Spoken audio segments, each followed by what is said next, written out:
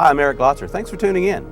You know, the folks in Jonesville, Louisiana are sitting on the edge of what could be one of the greatest discoveries in pre-American history. You see, Jonesville sits on the site of what is now called Troyville, a prehistoric Native American supercity that sat at the intersection of four rivers. The archaeology and level of sophistication of the site suggests that Troyville may have been the capital of a yet unidentified prehistoric Native American empire, and perhaps the great-great-grandparent of the Mayan civilization.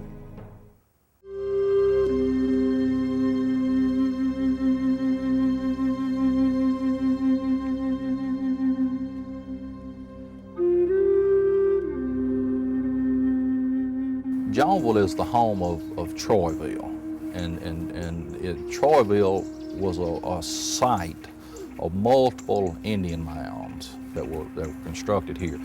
Jonesville and Troyville are also located where four rivers come together: the Washita, the Tensas, Little River, and the Black River. Of course, back in Indian times, that was your superhighways of the day. This is how people traveled. Rather than trying to go through dense cane brakes and forest, they would get on the rivers and travel many, many miles, just like we do with our interstates today.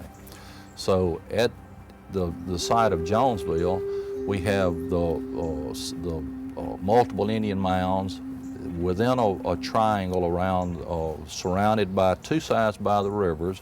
The other side had an embankment which was also Indian made. It was approximately 20 feet high, just the levee or embankment. Archaeologists don't know if that embankment was for flood protection or if it was for defensive measures. But there is part of the old embankment is still here. We can see it today. A portion of the enclosure was purchased by Martha and her sisters, is that correct? And that has been preserved almost in perfect condition. And then Mayo Car Wash, I think, is over in here somewhere, and you have some headstones in that stretch along the car wash. That's also part of the original enclosure. So when you look at those, the enclosure went completely around the perimeter of the archaeological site. Portions of mounds are still here, they're visible, and the Indians located at this site because of the four rivers all coming together, just gave them easy transportation. It wasn't huge in volume-wise, although there was a lot of dirt in it. It was the Great Mound, as everyone refers to, was 180 feet by 180 feet at the base, and it was 82 feet tall, which the tallest Indian mound in the United States was 84 feet tall. So we're just a few feet short of being the tallest Indian mound in all of North America. This was based on the archaeologists from the Smithsonian Walker that came down and excavated the site, that we obtained as much information that we have on Troyville and the Great Mound because of the fantastic work that he did. And then here's the Great Mound, which was based on Dunbar's description of the site. And it was an incredible three-tiered mound site. It had a big flat platform mound, the size of the city block that the Catholic Church is on. Then above that, it had another layer of a smaller platform mound, and then above that, it had a very unique conical mound, which we know of no other site in the southeastern United States that had a conical mound on top of platform mounds. It was extremely unique in architecture. Archaeologists really don't know who built the mounds, other than they were Indians. There's no record, no written record, no way to actually determine who it was. Although historians, some historians say that Troyville, present-day Jonesville, is the Indian site of Anilco, which is documented in Hernando de Soto's explorations through the southeastern United States. It's also speculated that Hernando de Soto died at Anilco. Well, as I got in touch with the Smithsonian Institution, and they sent me a piece of cane matting from the Great Mound. And we were really unsure about the age of it, and it came back dating between AD 679 and 780, or to what we now call the Troyville culture or the Troyville period. This site is so magnificent that we've had to introduce a new period of prehistory to accommodate the cultural history of the area.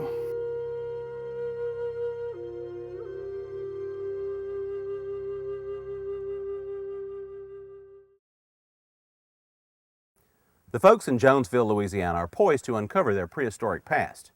A Citizens Action Committee, spearheaded by Jonesville Mayor Hiram Evans, hopes that one day soon Troyville will reclaim its position in the pantheon of great Native American empires. Troyville, or Nilco, actually ultimately became a Spanish land grant. The Spanish land grant was sold to various people, ultimately coming into the possession of a plantation owner. He called it Troy. So the word Troyville evolved, and the plantation that he called Troy was laid out into city lots, and it was sold off. This is where all the Indian mounds were. A lot of the mounds, most of them were completely destroyed. They don't exist anymore. However, some of them survived, or portions of some of them survived, because of white man's burials that are on the mounds. That's what saved a few of them. The embankment that went around town, some of it survives, but very, very little of it survives today. When DeSoto came through here, he was perceived as a god by the Native Americans. They truly feared this man because he had weapons that could shoot distances. They didn't understand guns. They didn't understand horses. This was a god, a true living god. Of all the exploration DeSoto made, his last stop was here in Jonesville, or Nilco as the people refer to it. This is where the Spanish expedition or exploration through DeSoto stopped. When he died, his soldiers left. They did not come back to settle this part of America, and we don't speak Spanish today. Here's your great mound about the time that Walker showed up in '32. This is a nice photograph. Look, that's a two-story house there. This is the old schoolhouse, and you may have seen these before, and she's sitting on top of the mound. And I would put this portion of the archaeology of this portion of the Ouachita, I would put it against any southeastern state. Nobody has anything to compare with what we have, because in that one stretch you have 5,000 years of prehistory, and Louisiana is the only state that's got 5,000 years of prehistory to begin with. What we're going to do to capture this past we want to bring back is to construct a large scale replica of the great mound that once stood here.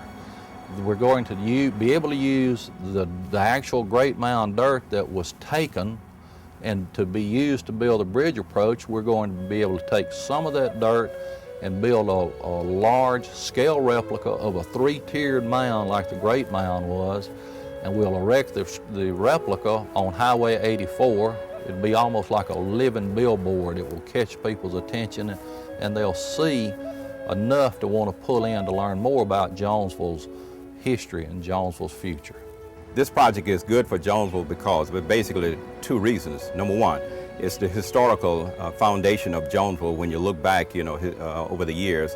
And it's a lot of history that exists here that people will want to find out more and more. Naturally, the local folk and those across the country, and then archaeologists as well. Number two, it's an economic base that is right under our nose.